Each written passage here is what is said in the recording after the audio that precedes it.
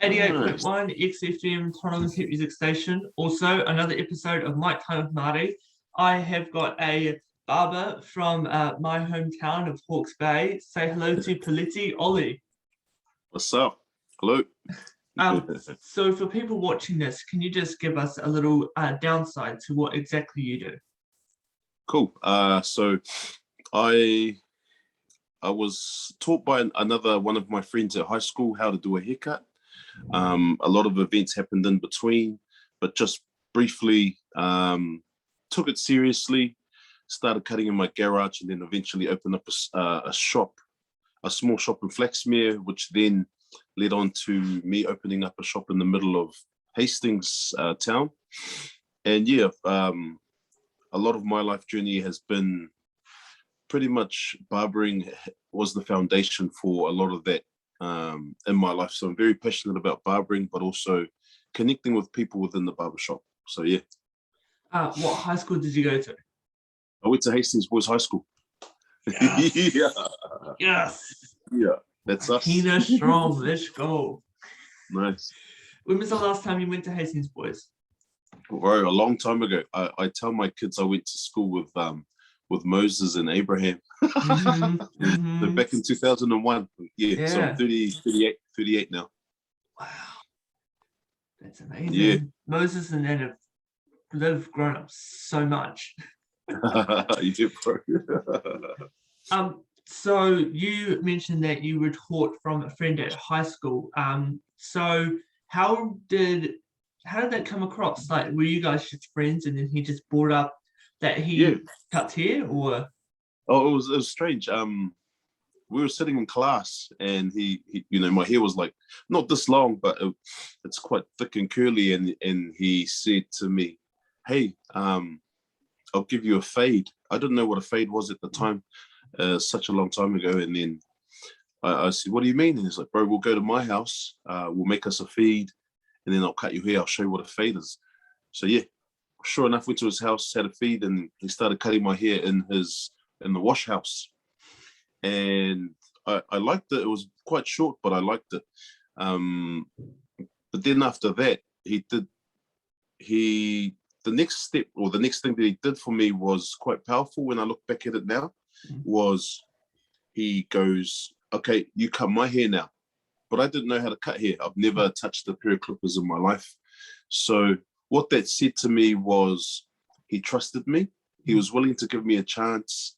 And he was also willing to teach me a skill set, which now that skill set has gone on to provide for my family. And I've been able to connect with the community through the barbershop because of this skill. So that's been my journey pretty much, was barbering. But it also connects with him a lot deeper because he's now passed away. His name's John Fiunui. He's from Huntley. But then after that, I went on to teach my younger brother. My younger brother's name's Somi. He went on to become the barber for Hastings Boys High School. What that means is the school organized for him to do haircuts in the student office. So if there were students with non-regulation haircuts or hair that touches the collar, they'll call on my brother Somi to do the haircuts in the student office, and they'll pay him $10. Where that story connects is Somi took his life in 2012. He committed suicide, and that really shifted my mindset, because it was a depressing time trying to mourn my brother's loss. But then it was a turning point for me, because through barbering, I was able to find my place of peace. I call it my place of solace. And through that, I was able to identify the power that I had as a barber to not only make the person sitting in my chair look good, but also through our conversation, we can help them talk about issues, talk about other stuff, and build a strong connection where not only will they look good, they'll also feel confident about themselves after being able to unpack within the barbering space. So that's, I call it the vehicle. Barbering has become a vehicle for me to really enable the community to have these conversations, especially at a time like now with the mental health issues. And losing my brother has become my passion. And I've been able to assist people in the community through barbering. Awesome. Yeah. So, is your brother the painting that's near the village? Yes. So my brother, yeah, yes, you're Yeah. right. He's on the gas station in the village. Yeah. Yeah, that's great how they're able to like commemorate him with that big amazing painting. So thank you, brother. Thank you. no Yeah, problem. appreciate that. So how has your business dealt with COVID? Like, we're currently in lockdown. I'm right next to the Coromandel in Auckland, so I'm in like dead lockdown. Wow. What? Yeah, I'm in Tauranga I right thought you now. were here. I'm from Hastings, and I was actually supposed to come back for my nan's 60th, but lockdown. Gutted. So Yeah. how's your business coped with COVID? So last COVID, we had to close. We weren't an essential, place. So during this time, it is very difficult. So we encouraged our workers to apply for for aid financially. So they were all able to get help financially through the subsidy that the government gave. But just recently, maybe about four months ago, I recently sold my barbershop. I sold my barbershop to one of my barbers. So he now has taken over the shop and made it his own. But I still do barbering. I'm still connected in the barbering community, and other areas of barbering, like visiting barbershops and organizing events and whatnot. But I still do cut some of my regulars at home. not at the moment, but why not? Yeah. So I happened to stumble on your TikTok page. Nice. And nice. So you've got 18.6 thousand followers, and it says Flaxmere. What exactly does that mean? Yeah, so there's another guy. He's the one that motivated me to jump on TikTok. He says that's where the world is moving. I didn't really believe him, but I trusted him anyway. He said it's more organic, and yeah. He was the one that gave me the nickname. He's got a fire emoji. So any word that starts with an F, he puts a fire in its place. So his catchphrase is fresh, fire-ish. So that's his catchphrase. So when me and him connected, he started calling me the Fire Flaxmere, because the part of the reason why I closed my shop was I was granted an opportunity to go into local government. Oh, I know. Yeah.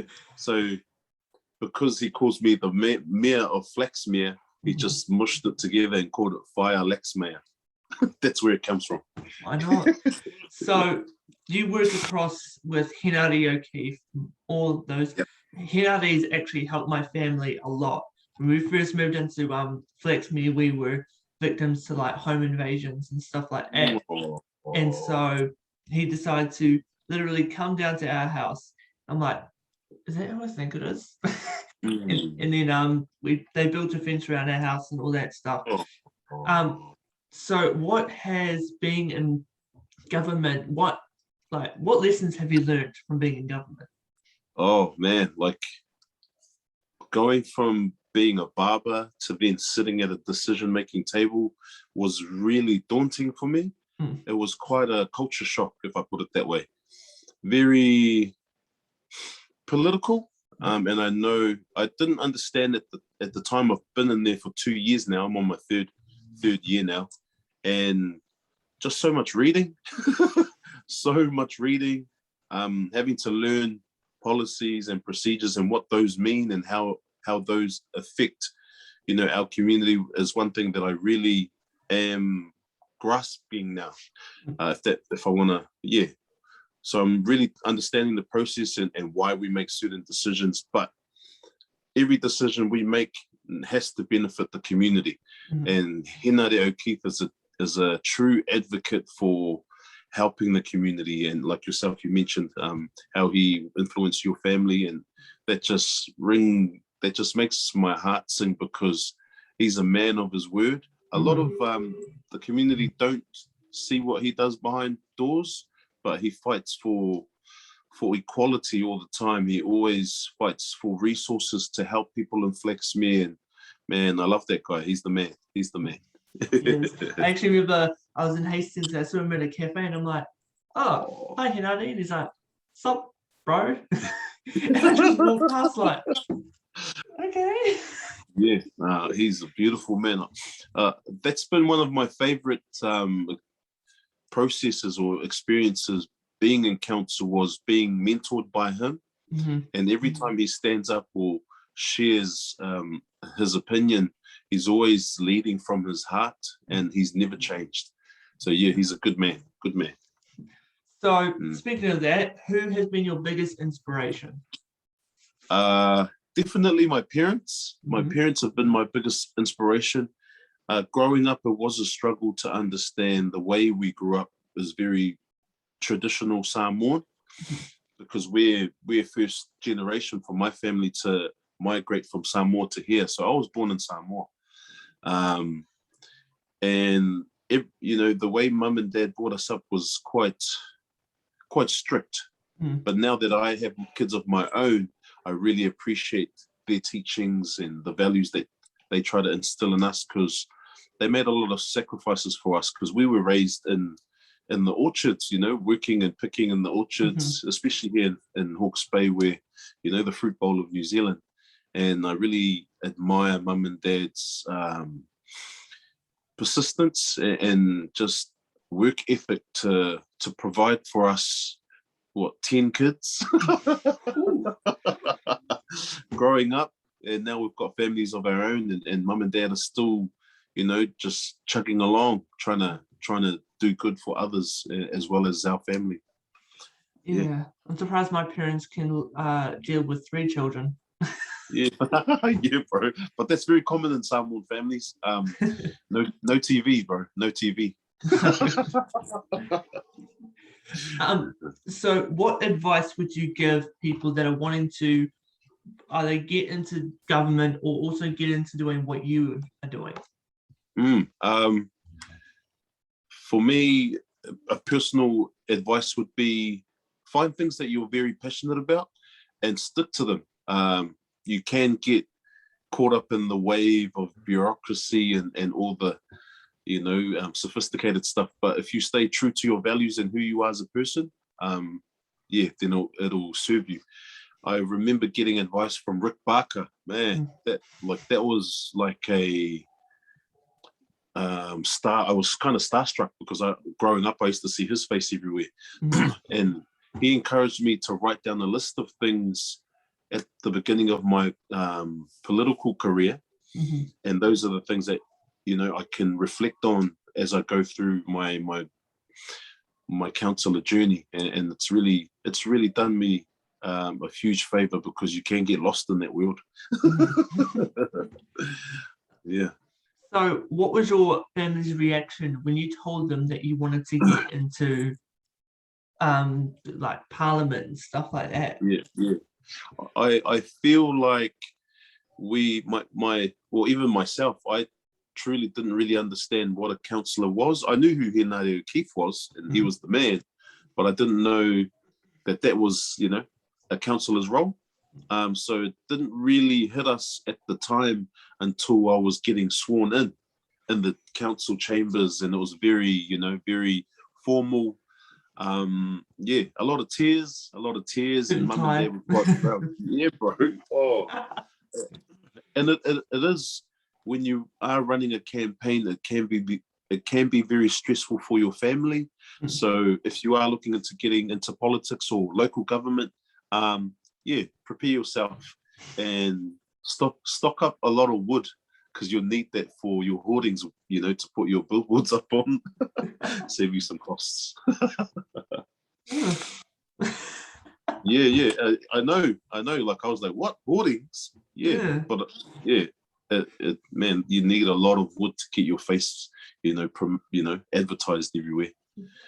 Well, lucky for me, my face is all over the internet. Yes. So if anyone wants to search me up, right Yep. there. So, That's the one. And I love your stand-up comedy too, bro. That was cool. oh, I love stand-up comedy. Like, has he been stalking me? No. I went through and I seen comedy on one of your videos, and like, Yeah. man, I'm a huge fan. Huge fan of stand-up. I am actually planning on hopefully getting a show in Hawke's Bay. I've been doing them a lot in Tauranga, and I was actually a creative leader at the Opera House or Toitoi. Yeah. That's how I got started. And so Nice. I really want to do a show in Hawke's Bay. Oh, bro. I think For that real. would be mean.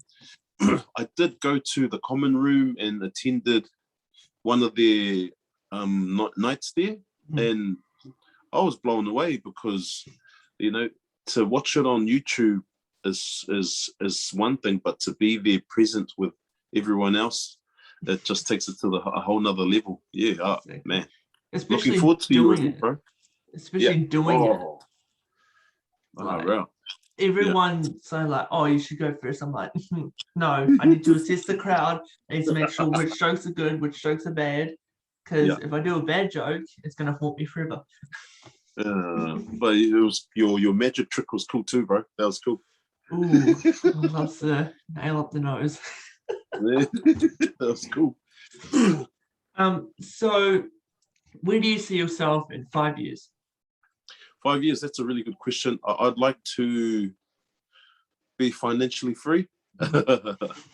Financially free, and I still haven't bought my first home yet, so I'd love to work, alongside my wife and buy our first home for, our kids, because I know my parents had that same dream. They almost finished paying it off, but yeah, they lost. Yeah, we mum and dad just didn't have that advice. So if I can hopefully bridge that gap for my family, that'll be a huge tick in the box. Yeah. Let's hope it happens. Yeah, but and career-wise, yeah, I would love to be still serving our community as a councillor, and continue our work within the barbering industry as well. So I'm very big on mental health, especially losing my brother to suicide. So that's one thing that I'm very passionate about, and hopefully I can continue that work as well. Yeah, totally. Yeah. So going back to high school, do you remember who the teacher was when your friend told you that he'll cut your hair? Yeah, my art teacher, Mr. Wall. I don't know if he was around your time. He's a lot older, but yeah, he's a crazy old Pākehā man. He's the man. Bro, I'll tell you this one story. I was late to his class when I was third form. I think that's year 9. And I turned up, I was late. Everyone was sitting there, and he looked at me, turned around. He goes, he told me to turn around. I was confused, and then he booted me up the butt, like really hard. And I was like, "What? I didn't know you were allowed to do this." And he goes, "Don't you ever be late to my class, boy. Go sit down."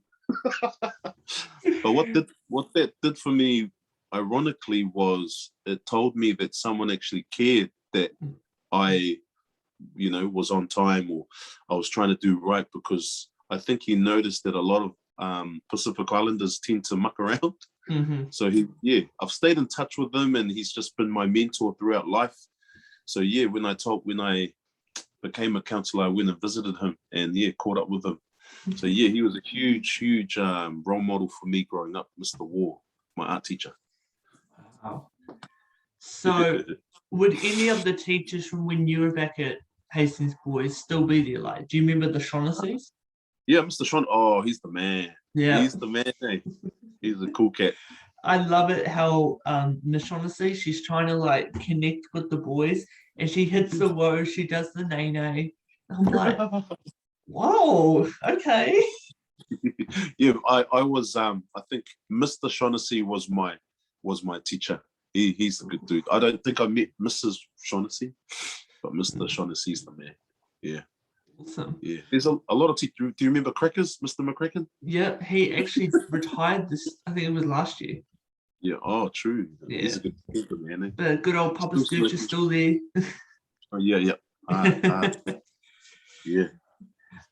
So what was your reaction when I messaged you for this interview? Like I've asked everyone that I've interviewed, what was your reaction? Oh, I was, yeah, definitely blown away. I'm always very grateful for opportunity to share, you know, a bit about my story. And yeah, I'm, you know, any platform that I'm invited onto, I'm always grateful. And yeah, I kind of really enjoy it because I get to share my story, not only that, but to hopefully continue inspiring other people through my life journey and yours as well. Yeah, it's good what you're doing, brother, and thank you for allowing me this platform to share my story, bro. So I appreciate it. It's no problem. It's actually great to have a fellow Hawke's Bay because I've had guys from Ireland, America, like this, Europe. I'm like, it's great to just have a person who's from where I am and just to chat. Nah, man, nah, it's cool. Likewise, brother. Likewise, for sure. Especially now during lockdown, eh? Yeah. I guess I'm thriving during lockdown because I do this over Zoom. It's not over in person, so yeah, that's a good thing. Yeah, thinking ahead of time. Nice. So, following question: who would you like to see next on Mic Time with Marty? If you could pick anyone. Well, stand-up comedian. Yeah. I had one. His name is Lee Brophy. He was from Ireland. Oh yeah. A stand-up comedian would be good. Those guys they always have good interviews. Eh? I think my main one would have to be Jim Carrey. Oh, bro. Yeah. He's one of the reasons I got into doing comedy. So if I could have Jim Carrey, I would cry. Bro, I'll cry with you. Man, yeah. That'll be, you'll get there. You'll get there, I reckon. I think the biggest one so far is, do you watch Shortland Street? Not really, nah. Yeah. Not really. I had Boyd Rolliston. Okay. Drew, yes, true. Yeah, Drew McCaskill, who was actually my first ever interview, which I'm meaning to message him to see if I can do it properly because it was over Skype. So I've got the audio, not the actual footage. And then cool, bro. Tom Sainsbury, who's in like Wellington Paranormal, and then Yvette Parsons. So. Nice. That's cool, bro. That's cool. Nice. The grind, bro. On the grind, brother. That's cool. Okay, Peleti, are you ready to play a game? Yeah, sure. Right. This will be my first time playing a game on, live. So, do you want to do music, acting, or impressions? I'll go music. Music? I don't know why, but yeah. So, have you heard of the word association game? No, I haven't. So, I'm going to give you a word, and you have to sing a song with that word in it. It can't be an original. And I'm bad at singing. It doesn't matter, so am I. Yeah, and with some words, I'm going to say except for the song that you will probably think of. Okay. If that makes sense. So you pick one for me and I'll pick one for you, and we'll go back and forth. Sweet. Can you give us an example? Okay. Okay, the word is love. Love. Okay. Yeah. And do I just make up a song? So you have to sing a song with the word love in it, but it can't be an original. Wow. It has to be a song that's out there in the charts, in the World Wide Web. Okay, cool. Do I start now? Yep. Go ahead. I'm in love with the stripper. I don't know any other song. Why not? Shucks. Bro, it's different when you're on the spot, eh? Yeah, next word, I'm struggling on that one. All right, you pick one for me. Let's see how I do. Okay. Word that comes to mind. Lion. Lion? Why aren't you lying? Oh, you always lying? That was nice. Nice. All right. Let's go. That was a good one. Let's go with you. You? Oh gosh. Bro, I'm bad at this game. I'm really bad. It's all right. Oh. Nah, bro, I'm trying to get this one, man. Sorry, bro. It's all good. Do you want to try the acting one instead? Sorry? Do you want to try the acting one instead? Yeah, let's try the acting one. Oh, Okay. they're all hard. So this game's called Expressions, where I give you an emotion like happy, sad, anger, Okay. and a scenario. You just got to Okay. act that emotion out with that scenario. Okay. So if I was to say you're at a supermarket and you really want the last box of cornflakes, but someone takes them, but your emotion is happy. Okay. Hey, bro. I'm very gutted that you've got the last packet. Is it okay if I have those instead of, because my family really need it, and I'll give you $5. Bro, terrible at acting, bro. Hold on. Talk happy. Here you go. My man. Pretty much all I've got in my wallet too, so. All right. Yeah. What's the one for me? Yeah. Let's go. You're at a bar. Mhm. You a guy puts his finger in your drink, and you have to compliment him, and your emotion is confused. Okay. So I'm complimenting someone who puts his stinky fingers in my drink. Yeah. All right. And I'm confused. Okay. I don't know. Represent Monster. Sponsor me. Monster. All right. Oh, that's actually really. Wait, what are you doing? No, don't put your. Oh. Thank you for putting your sausage finger in my drink. Now I need to get another one and waste even more money. And it's already a bougie drink. It's a tequila sunrise. It's more bougie than you can ever get. No, it's okay. I just don't know why. Why would you do this to me? Bro, nailed it, bro. Natural.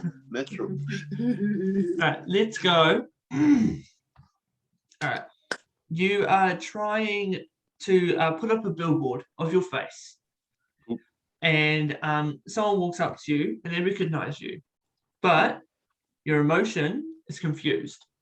Yeah. Okay. Nothing luck putting up the billboard. Hey, hello. Yeah, just putting up billboards. I don't know why I'm putting up billboards, but yeah, I don't even know who this guy is. That's me. Nah, that's not me.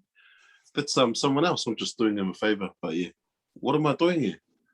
What am I holding in my hand? That's the best I can do, bro. No problem. All right. What's another one for me? Cool.